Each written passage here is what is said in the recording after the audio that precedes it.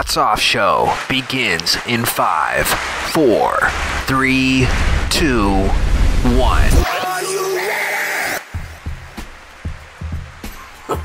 Why are you bobbing your head like that? Because that's really good music.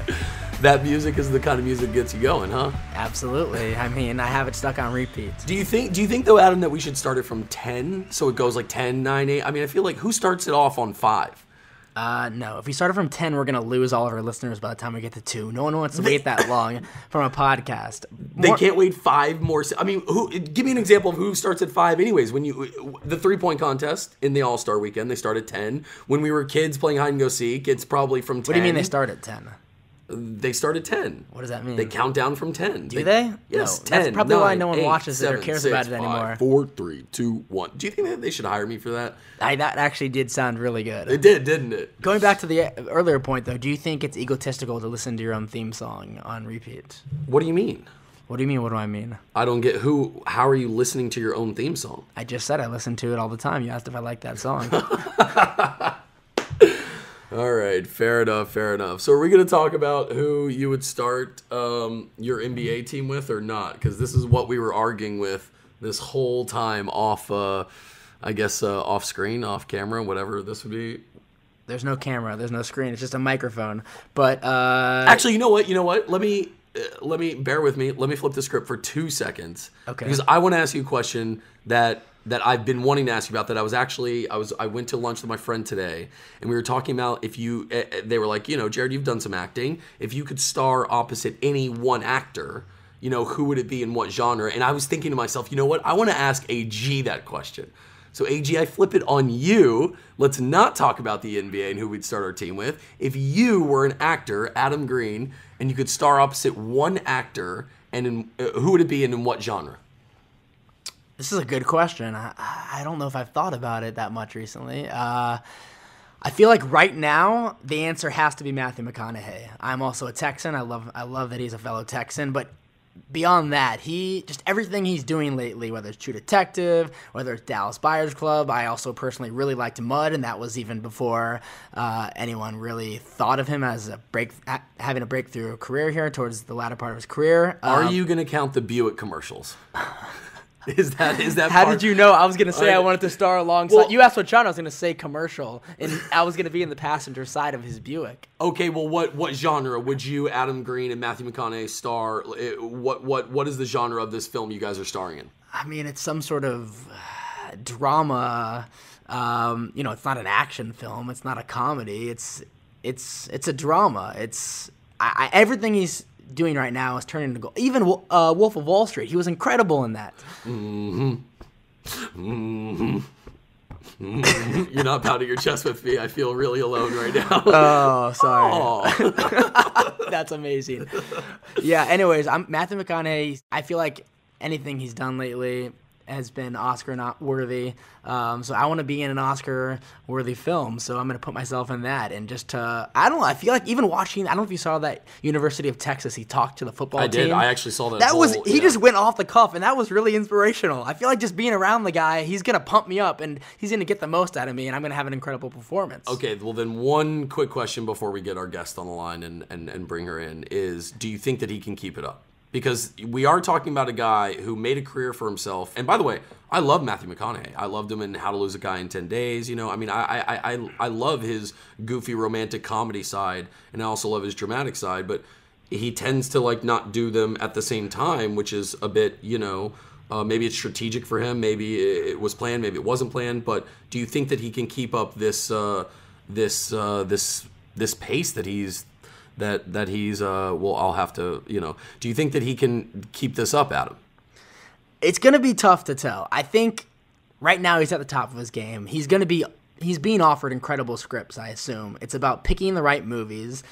I mean, the energy level that he brings and his acting skills, I think, are going to be there. So it's all about continuing to pick those great films where you can bring that out and you can see that on the screen and he can deliver like he has in the past. So it's kind of hard to tell. I feel like his energy level, even when he gives his Oscar speech, is incredible. And I feel like his acting is going to be there. It's just about picking those right movies where he can really shine. So That's hard to predict. Well, we only have one thing left to do then on this subject is get Matthew McConaughey on the Hats Off show. All right, all right, all right. All right, all right, all right. Matthew McConaughey, thanks for having me.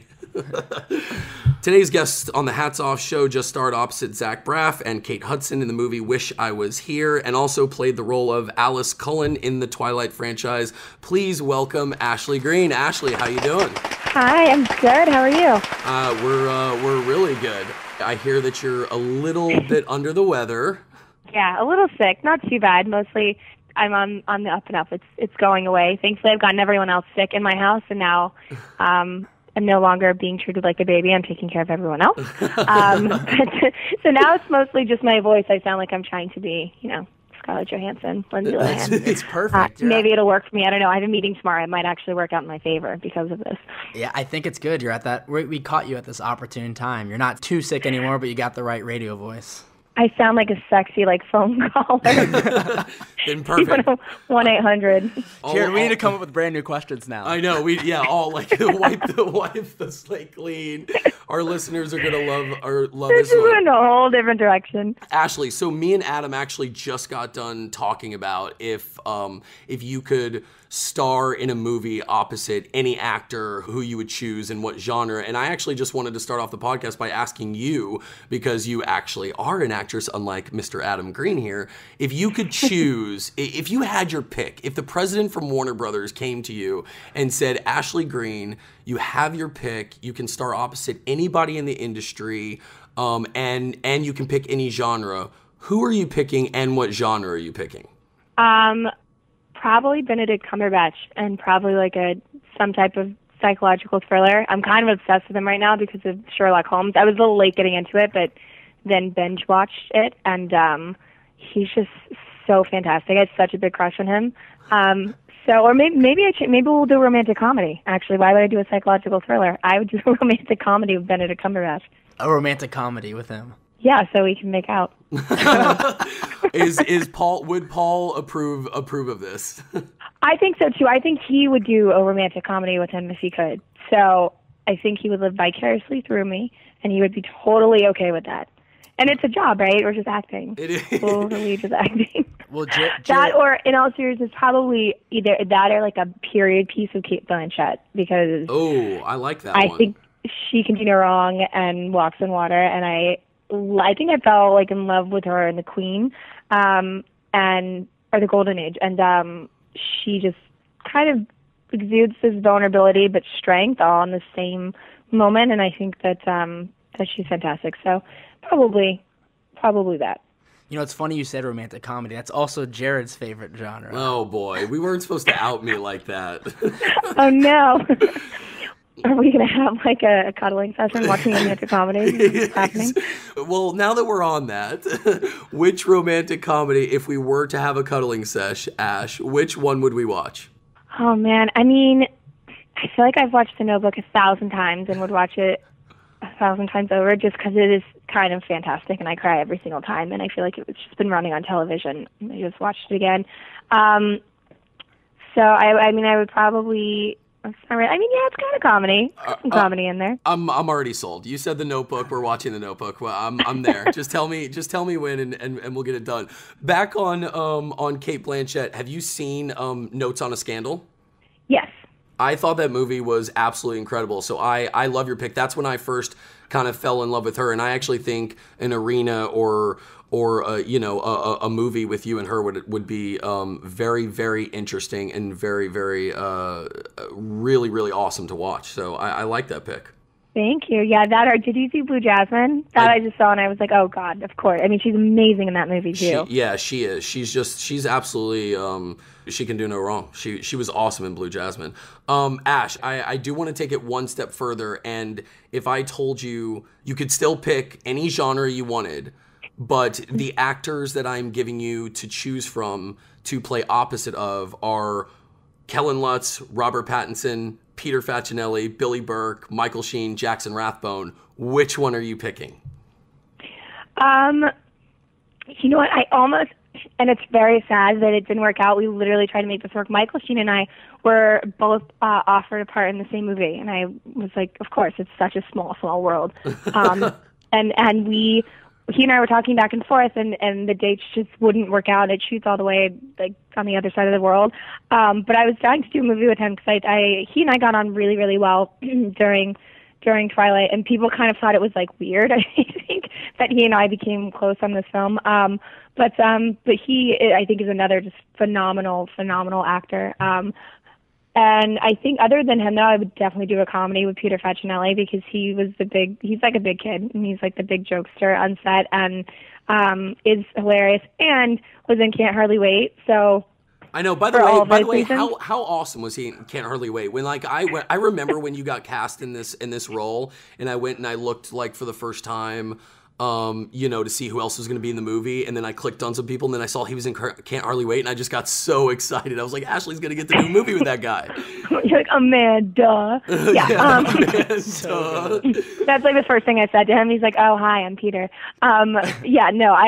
Silly the little things like that you remember, but that was such a staple, I feel like, in my youth, one of those movies that I loved and watched over and over again. So, I've had a lot of, I feel like, experiences like that where you meet or you were in a film with people like this.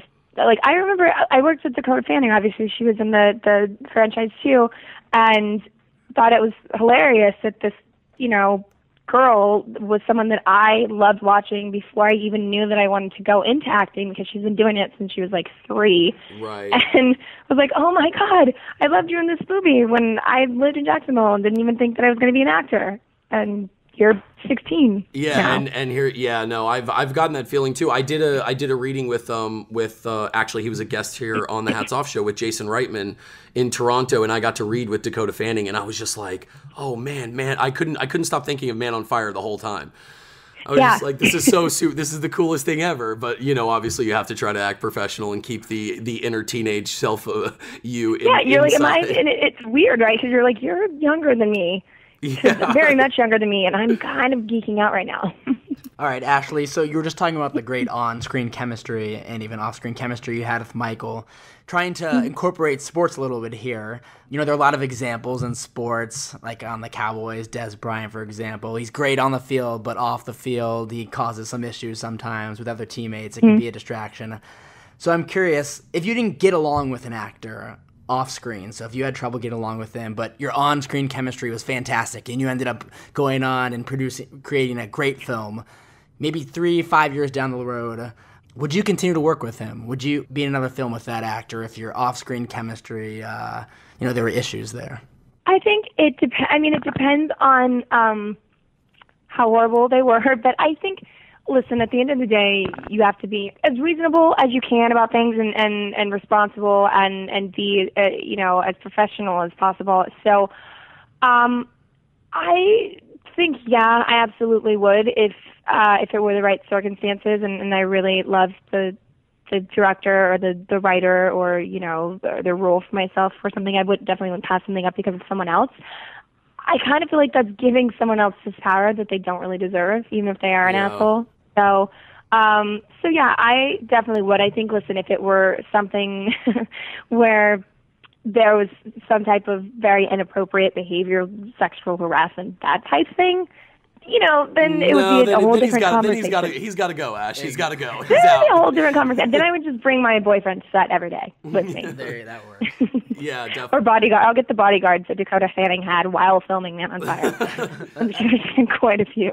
Ash, have you experienced, and you don't have to give us, specific examples, but have you experienced through acting that if you don't get along with somebody off the set or in between takes, that you can have amazing chemistry with them once, they turn the cameras on and vice versa, or does it usually just not go with that? I think that you definitely can. I mean, listen, I think it takes both of the actors being able to flip a switch and say, like, when I come to set, I'm going to be a professional. Because I feel that if you don't have that from the other person, then it's really difficult to portray that on screen because you just have, it's like talking to a brick wall. But yeah, I think you absolutely can, as long as the other actor is kind of on the same page of I hate you off screen, but I will love you on screen because it's my job to do so. But I've been pretty lucky as far as getting along with everyone that I've worked with. There's only been a few instances where we've had kind of a creative differences and things like that. Yeah, because I watch. Obviously I'm a huge Cowboy fan, and I watch the Cowboys, and Des Bryant just like he's such a knucklehead. But then you see what he does on the field, and you're like, I wonder if everybody's just like, okay, we're on the field now, and we're making magic happen, and let's let him do whatever he does off the field, as long as on the field we keep creating magic. Yeah, no, and I think it's really smart on their part, because it's kind of like if you're trying to punish this guy for being a complete jerk, you're actually hurting yourself and your team and your fans by doing so on the field. So I think it's kind of like, as much as it sucks, you do have to kind of turn the other cheek and just be a professional, go into your job, and be passionate in the moment, on the field while you're doing what you're doing, the same as you do on screen. Yeah, I definitely agree. Speaking of sports, we were curious, what's your earliest sports memory from when you were a kid? Just anything. It could be at a game or something on TV with your family, or what's your earliest sports memory? What do you remember about it? Mine was, my dad likes to entertain and have, people over for football parties. He's a huge football guy. And so my two memories, one is that I remember telling my mom at one point, I don't want to watch football when I grow up, because Dad always gets so mad during football. Because I was young and he was so passionately involved that I was like, he gets so mad. I just don't want to be around him. And she's like, so she had to have a talk with my dad, and she's like, I don't think she quite understands the passion that men have behind football, and like that you're not actually angry at like her or anything else. And so he totally kind of like altered his behavior for a while. And of course, as we got older, we all started screaming at the television. But that, and then my aunt, she would always sew things for me, and so she sewed me a tiny little cheerleading outfit for the Florida Gators, and I was like, every time he had a party, I was like the little cheerleader, and my dad was so proud that his little girl was so involved in the football games, and I was cheering for them. And that was one way to definitely get Daddy's little girl involved. Oh yeah, he was, and so and then after a while, the cheerleading outfit came off, and I was as aggressive as he was. But yeah, those are two of the ones I guess that stick out the most.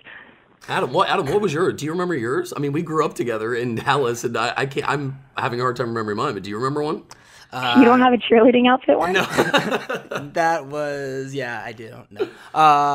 Mine is a little bit, mine's interesting, a little bit embarrassing, and... Oh, yes. Please tell. All right, so I grew up in Dallas with you, Jared, and my dad went to SMU, a college. Their basketball team was awful. Let's ask Ashley. Ashley, do you know who SMU is?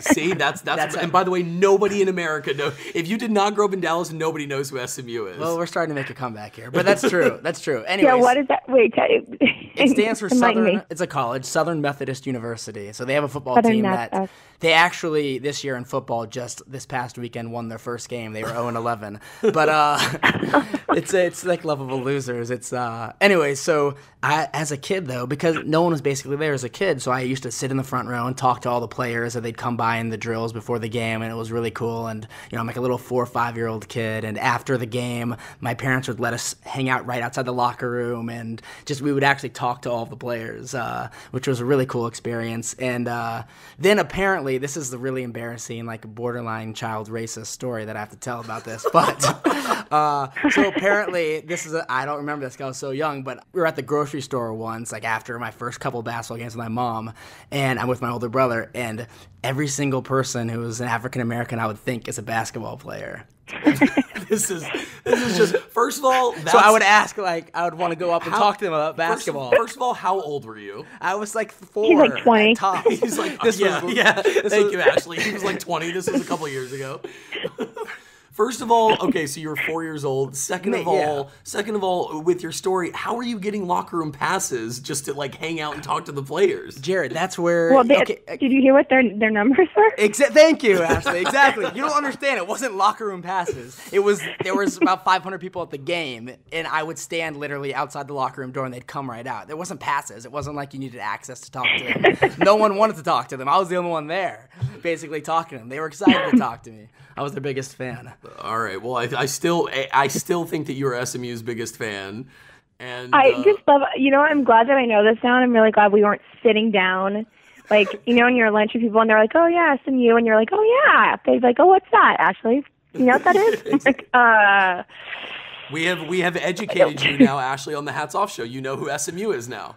So now I can bring that up in meetings. All people all know. Please don't do it. She's like, I haven't gotten a job in a while. Jared, do you have any idea why? No more SMU talk. No, I'll pitch it as like an underdog thing. Oh, that's very true too. You could. Wait, so Ash, so going back a little bit on your dad going crazy and going nuts, I'm sure that right now with the NFL at its peak and its climax of the season, the playoffs are creeping around. I'm sure your household is just like crazy on Sundays. I was wondering, and Adam, both of us, we were talking about this, is how crazy is it to have a boyfriend and your brother who both live with you, who are just so like, sports crazed and like, how is the household on these Sundays? It's actually really fun. It's not, they're not too crazy or too bad. I just don't sit too close to either of them because there's some moments of screaming. But but it's really fun. I think I got from my dad, like I like to entertain and have people over, so it's kind of fun. We have Red Zone, which I think is the biggest draw. Oh yeah. So everyone kind of comes over and watches. Points for Ashley. Yeah. Well, yeah. We're flipping through the channels, and of course, Paul's like, "We don't have Red Zone." Like he's gonna break up with me or something. So we got it.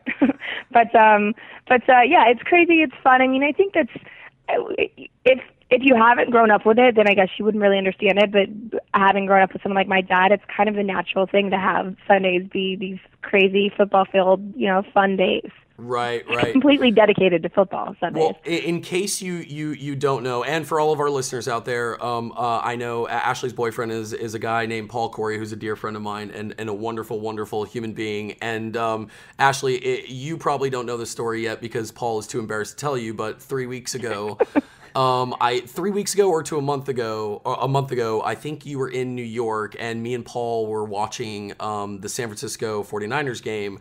And it got so intense. That in the last drive, the 49ers were driving down the field and we needed them to win the game. And we were rooting for them the whole time, making silly fun bets here and there, with one another, that we jumped over Lafferty's couch. We jumped over. We were hiding behind the couch, kind of peeking up every single time Kaepernick would hike the ball, and we were so scared. And by the way, Ashley, so we've hidden behind the couch. We've flipped our hats in reverse, and we're peeking while holding each other. And this is all a very true story. And so Lafferty grabs his phone, and we did not know this, and is taking pictures of us and Snapchatting it to everyone while me and Paul are holding each other. And of course, Kaepernick fumbled on the 1 yard line, and we went bananas and were yelling and screaming profusely. Why wasn't I on the Snapchat string? You need to add him too. You need to get a hold of Lafferty, and you will get all those. But you did not tell me that story. That's amazing. Just another Sunday. Just another Sunday for us, Ash. Just another Sunday. Yeah. Thankfully, you can't jump over my couch, or else I feel like that would be happening. All right. Yeah. We have a fun little hypothetical desert islands. Oh, are we going desert island? We're going desert island. Let's get a little fun with this. Ashley, I'm sorry, but you're now on a desert island by yourself for the remainder of your life. Listen, I'm cool with it. Oh, for the rest of my life? Well, maybe not the rest of your life. That sounds a bit much. Maybe like a year. Yeah, let's go. We'll go a year. Right, Ashley, you've just been upgraded to a year. It seems manageable.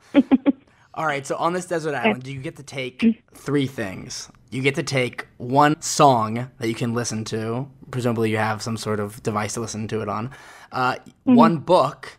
And lastly, you get one live feed. So you have a television, and the only channel is one sports team that you have to choose. So you get one song, one book, and one sports team you can watch for a year. What 3 things are you taking with you on this desert island? Brother. Bum, bum, bum, bum. Yeah, I'm like, what song? There's so many songs. All by myself. It sounds like the saddest year of your life listening to that on repeat. I would just be sad. I would be putting on shows and concerts though. Gosh, why did I think of that one? So there's my song. What book would I reading? Probably like one of those how to survive on a desert island books. That's really smart. I was thinking like Godfather, like some incredible book I loved, but your answer is much more practical. She's thinking, okay, Ashley, what about this? What about this? You can have one survivor's guide, on an island book, and also what is a book for your pleasure? For your pleasure. What are you reading? Like, geez, my answers are way too good. I was going Godfather. Actually, you know what it is, though? I have a lot of those, like, worst-case scenarios, how-to books at my house that everyone laughs at me, but then you read it and you're like, oh, I didn't know that actually if you run zigzag, the alligator will still catch you, because that's an urban myth.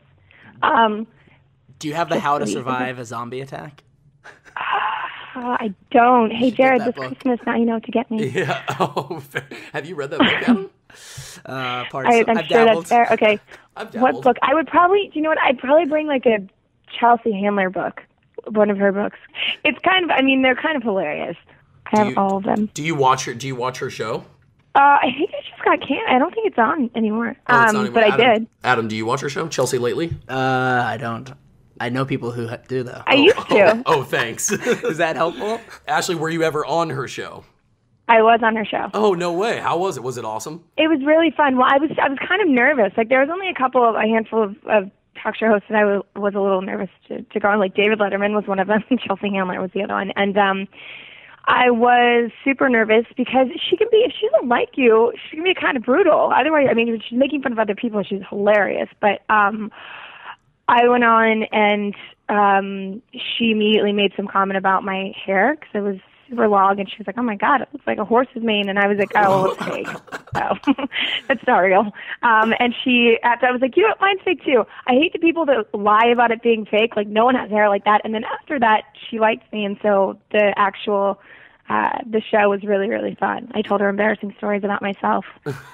Well, that's the thing with those kind of people, and especially Chelsea Lately, is I've noticed if you take the shit and give a little shit back, then like it's like you're on the same page. And you're like, all right, let's go. But if you take it too personally, and then you get offended by it, then it's like, all right, what are you doing? And she just picks on you more, and then you end up crying in the corner. It's like a weird medium of like you have to roll with the punches, but I hate the people that go on and they try and out funny the host, and you're like, but it's the host, so she's going to edit it however she wants to.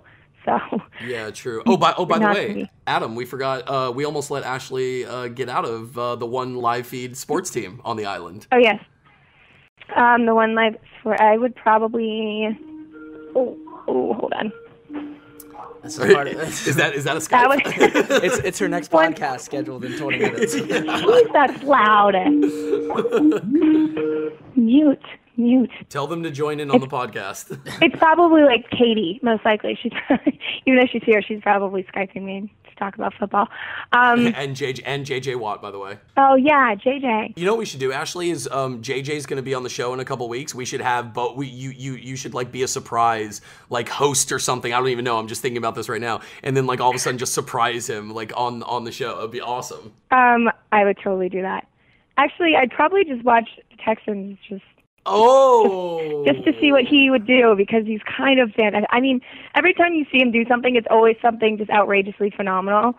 It is. So you're telling me... And how pissed off would you be to be the quarterback? Because clearly he's the one everyone's excited to see what he's going to do, and kind of is...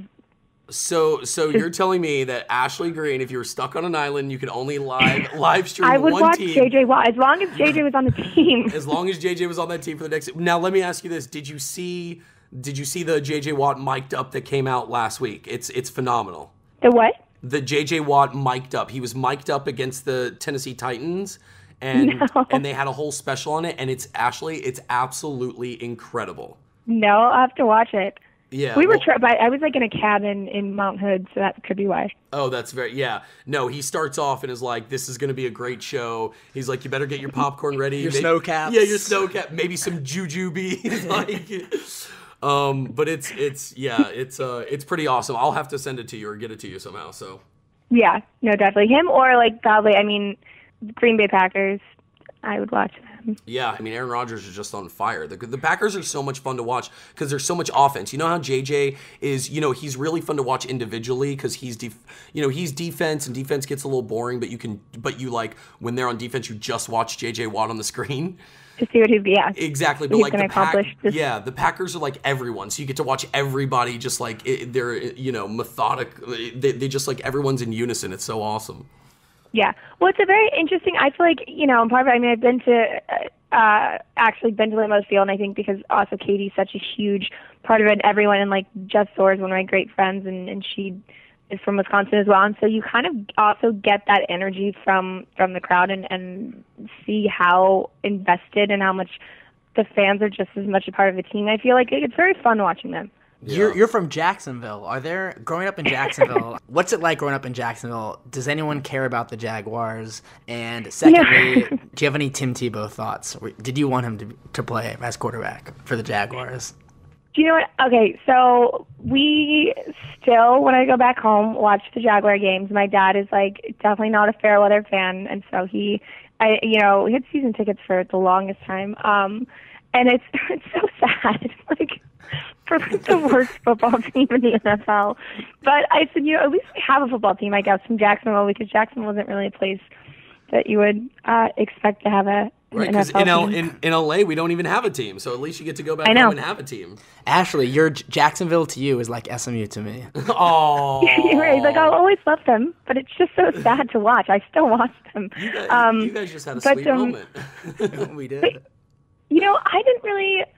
I thought, if Tebow would have gone to the Jaguars, I think it might have been a really actually positive outcome, just because I know there's the whole back and forth between him not being a great NFL football player, and I loved him when he was at the Florida Gators, because I think the kind of leadership and how he kind of solidified the team was really fantastic, and he did it obviously in a way that no one else did. So I would have loved to see him go to the Jaguars.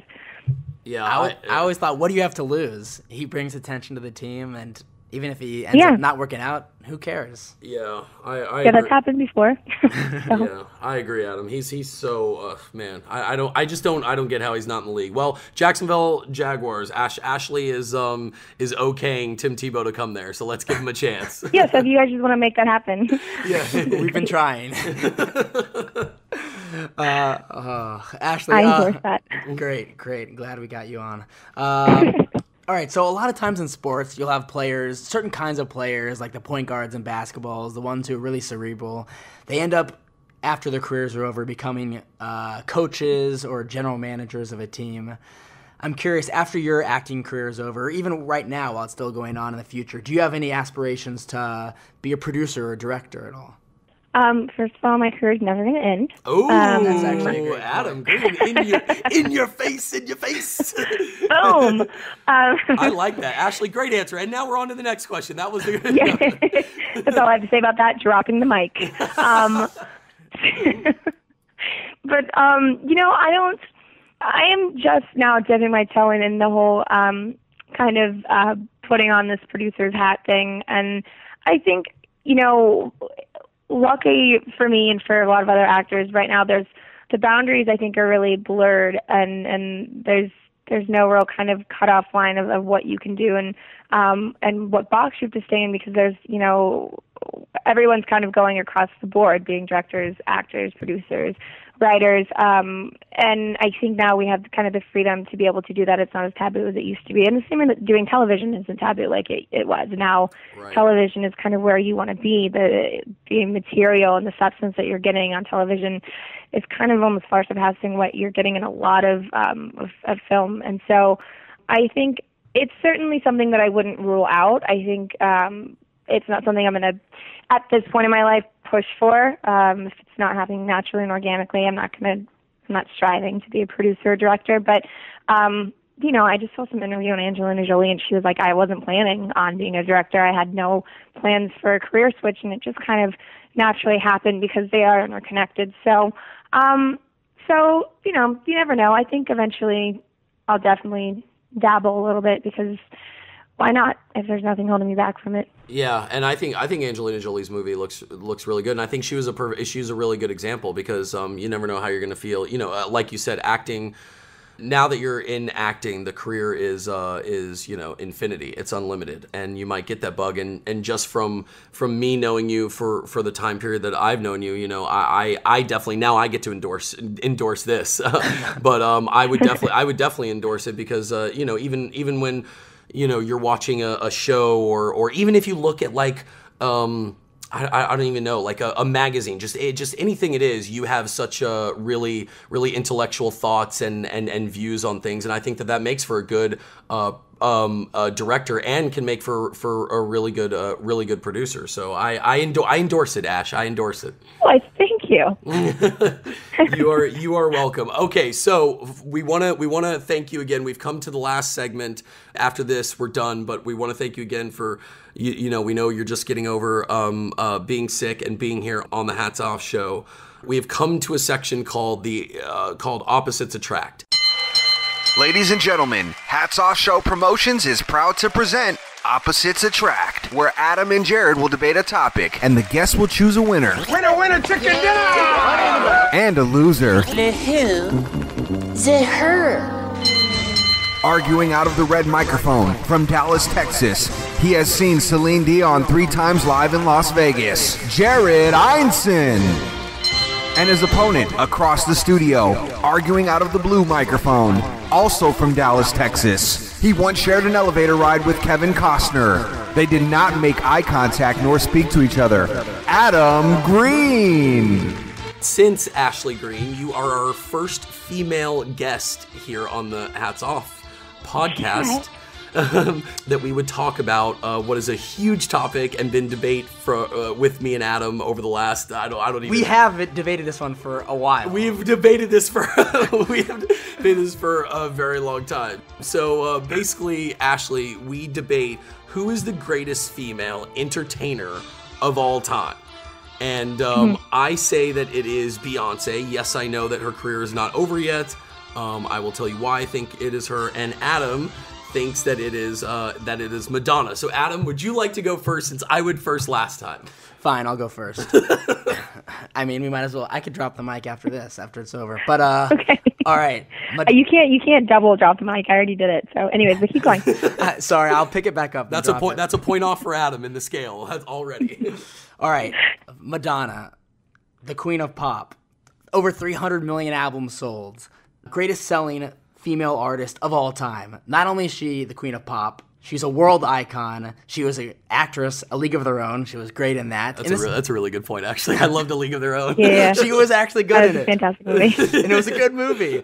Not to mention all this, her prime is pre-internet, okay? Like, think about Madonna's reach around the world and how big of a celebrity she is and was during her prime, and how every girl who's growing up and wanted to be a pop star wanted to be like Madonna. No matter if they're in America or if they are in India, wherever they were in the world, they wanted to grow up and be like Madonna.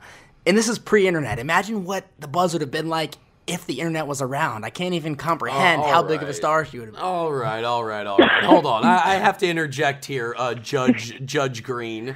I would like to approach the bench here and say a couple things.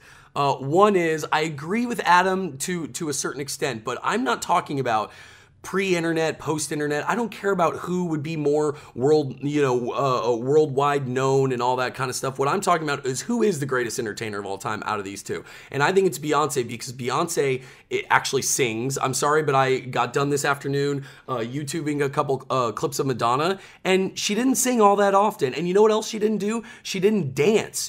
What Adam, what YouTube videos are you watching? No, I'm telling you, she barely dances. Like, if she dances, it's in a big choreographed group, and it's also some guy like swinging her around. Beyonce is she is the greatest female entertainer of all time, because she writes, she is singing, she is dancing. She's also used her celebrity for an insane outreach and positive on the community and the world. By the way, you want to talk about albums sold?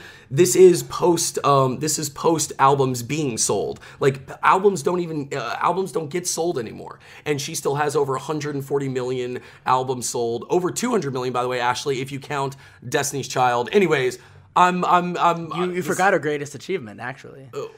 Austin Powers 2. Okay, fair enough. A League of Their Own was better than Austin Powers 2. But Ashley, so these are just this is just kind of a silly, heated argument that we have. What are your thoughts and what are you thinking? Who wins this argument? And I might be a little biased. I'm gonna have to go with Beyonce because Yes. I love. And listen, I no disrespect to Madonna, but I do find her to be so controversial that sometimes it takes away from, I think, her actual music and stardom. And I feel like with Beyonce, there's something about her music that always makes me personally feel really good and pumps me up for whatever I'm doing. And so I have to lean towards her. That was a really good answer. It was. And Ashley Greene, I don't know if you're aware, but this is the fourth Opposites Attract. You have just tied me up 2-2 with Adam Greene here. Gangster. I gotta get my. By the way, we didn't even talk about Adam Greene, Ashley Greene. I feel like I should be Jared Greene for this podcast. You are. That's my writer. Yes, I know exactly. It's an unspoken bond, the Green last name. Like, we didn't even need to say anything. We just thought it and knew. I mean, I'm with Alice here, so. I was just like, hey. Oh, yeah, she knew. She knew. But she spells it with an E at the end. That's true. Ashley, is that really how your family spells Green? Yes. It is. And, make it up to make it so people in, elementary class were like, Ashley Greene? Like, no, it's Greene. Wait. Has that happened to you or no? Because I feel like that probably has. It has happened. I mean, it doesn't happen that often, but yeah, it definitely happens sometimes. And I'm like, really? All right. You're like I have to say green, like the color. You probably have to say green with an E. Do you have to do that? Yeah, I usually just spell it straight after. Well, we would like to thank Ashley Greene for being our guest here on the No. But Ash, in all seriousness, thank you so much for being a guest here on the Hats Off show. We really enjoyed it, and much success to you and your career that is never going to end. And I'll never let Adam live that down that he said that to you. It is the career that never ends. I've learned my lesson. Thank you for having me. And yes, we should definitely plan something for JJ's interview. We will definitely. JJ Watt, we're coming for you. Thanks, Ashley. Thanks, guys. For continuous updates and new episodes, listen to thehatsoffshow.com. The Hats Off Show with Jared Einson and Adam Greene live in New York City.